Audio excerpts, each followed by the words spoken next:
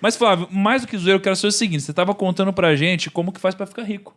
Né? Você estava contando a história e tal. Eu queria saber como que chega no equity. Me interessa muito. Essa história do equity levou um tempo eu saber que isso existia. Porque como é que eu estudo? Né? Eu estudo de acordo com aquilo que eu quero alcançar. Por exemplo, o dia que eu fui precisar, que eu questionei o meu modelo, eu passei para a franquia, eu fui estudar sobre franquia.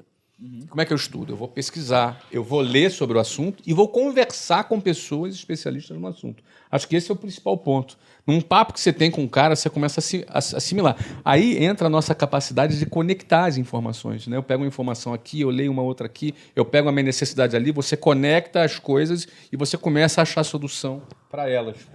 Às vezes as pessoas têm muito essa dificuldade. Isso chama achar um nexo entre as coisas, né? A história do se A igual a B, B igual a C, logo A igual a C. Esse A igual a C, às vezes as pessoas elas não conseguem conectar. Então, assim que foi o processo de aprendizagem. Então, com equity aconteceu assim também. Né? Eu já tinha uma empresa grande, já estava bem grande, e recebi um cara no meu escritório propondo comprar o meu negócio por 200 milhões de reais. Eu achei uma grana surreal. Isso, 200 milhões de reais em 2008. Foi uma proposta surreal. Era um dinheiro inimaginável para mim. Eu tinha, na época, digamos assim, que eu tinha dinheiro guardado era 15 milhões de reais. Tá? Eu tinha 15 milhões de reais guardado. Meu negócio já valia 200 milhões.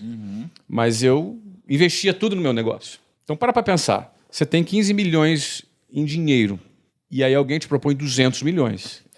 É forte. Peraí que você pediu pra pensar e o Kaique ainda tá desfrutando. Eu ia assinar as paradas e nunca mais ninguém ia me ver. Não. Eu investia tudo em bolsa na época.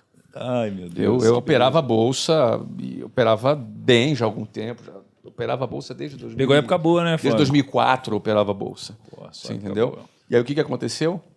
Eu pedi o cara 30 dias para pensar. Por que eu pedi para pensar? Eu queria entender o que estava acontecendo, o que era aquilo. Eu fui pesquisar essa história. E aí foi justamente, olha que interessante, justamente no mês, se eu não me engano, foi o mês de julho de 2008, se eu não me engano, eu sempre operei, gostei de operar opções, travado, com garantia. Na realidade, eu operava na venda, né? Eu operava vendido. Minha meta era ganhar sempre 3% ao mês. E a gente tinha ali, estava no ciclo já há 5 anos operando bem, fazendo esse modelo. E eu estava alavancado 5 vezes. Então, você imagina, eu tinha 15 milhões vezes 5, 75 milhões, operando 75 milhões. Estava alavancado a termo 5 vezes. Em Vale. Em Vale. Gostoso, hein? Gostoso, 2008, Vale. 2008, bem, não é? Pô. E assim, Vale ia fazer, se eu não me engano, naquele mês ia fazer o IPO dela na França, se eu não me engano, se não me falha a memória. Aquilo ali era para eu fazer 20%, 30% naquele mês, tranquilo. Joia. Eis que Lehman Brothers fecha. Foi aquela...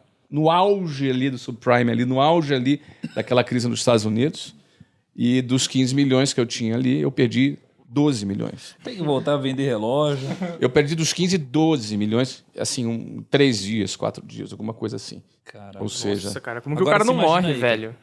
Você morre, velho. Perdi tudo. Morrer não morre. E eu estava o quê? Pensando se eu ia aceitar os 200 ou não. Então, você imagina que incentivo eu tive para aceitar, né? Até eu fui entender o que era equity, o que valia, quais eram os elementos que faziam o crescimento do negócio, quais eram os elementos que fariam ele crescer ou não. Né? Porque se aquele cara está disposto a pagar 200, ele está pensando, ele vai ganhar dinheiro com esse trade dele também. Então, o que ele está vendo que eu não estou vendo? Existe um outro dinheiro, uma outra riqueza que está no ar, que se chama equity. Porque até então eu trabalhava pelo lucro. Meu negócio já dava um bom lucro, se eu não me engano, dava 30 milhões por ano naquele momento. Aí foi quando eu dei não. Eu dei não para essa venda. Eu dei não, eu neguei. Foi para o meu amigo Charles Martins, que eles eram dono, e o Carlos Wizard, eles eram dono da Wizard, fizeram essa proposta de compra. Eu neguei essa proposta de compra e comecei a entender que jogo esses caras estão jogando. Eu quero entender esse jogo. É um outro jogo, o equity é um outro jogo. Eu comecei a entender, eu comecei a perceber que quando você faz uma gestão voltada para equity, as suas decisões na empresa são diferentes. Não é? Quando você trabalha para o lucro, quando você trabalha para o equity. E aí eu comecei a implantar no meu modelo de gestão uma gestão orientada para equity. Que tipo de diferenças, Flávio? Vou dar um exemplo para você. Quando você se preocupa muito, às vezes, quando você trabalha no lucro, você se preocupa muito com a parte tributária. Não que não seja importante a parte tributária, que você não deva ter um bom planejamento tributário, porque isso impacta em caixa. Mas isso não impacta em resultado.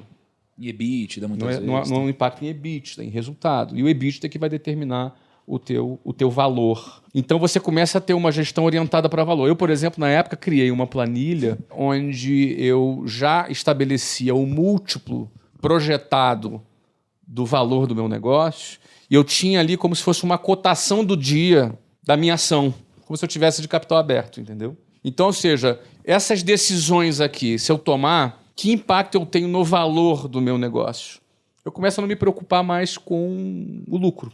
Não que o lucro não seja importante também. Então, por exemplo, eu determinei uma retirada fixa, como se eu tivesse um salário. E o resto tudo eu vou trabalhar para investir no negócio. Ali eu tocava a minha vida e o resto eu vou investir. O que eu posso fazer de investimento para determinar o meu valor? Aí começa a aparecer a aquisição, a compra de um negócio. E aí justifica você tomar, às vezes, uma dívida para você fazer uma aquisição. Justifica você criar um caixa, você se preocupar muito mais em ter um caixa na empresa para você ter dinheiro para fazer aquisição do que você tirar dinheiro para comprar um carro novo, pôr uma casa nova, fazer uma viagem, uma coisa do tipo. Você está entendendo? Você começa a ter uma gestão orientada para valor e não simplesmente para o resultado direto, o que vai o dinheiro para o teu bolso.